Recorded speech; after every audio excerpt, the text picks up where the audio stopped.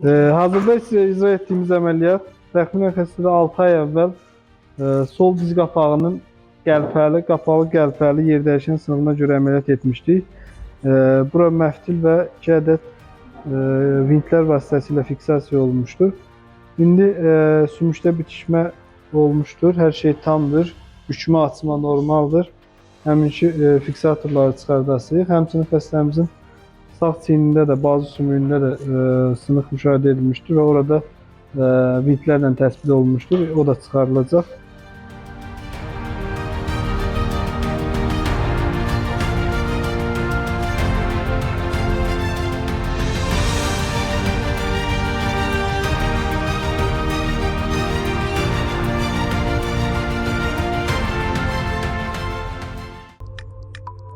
HCC Clinical Hospital, sağlamlığınızı bizə etibar edin.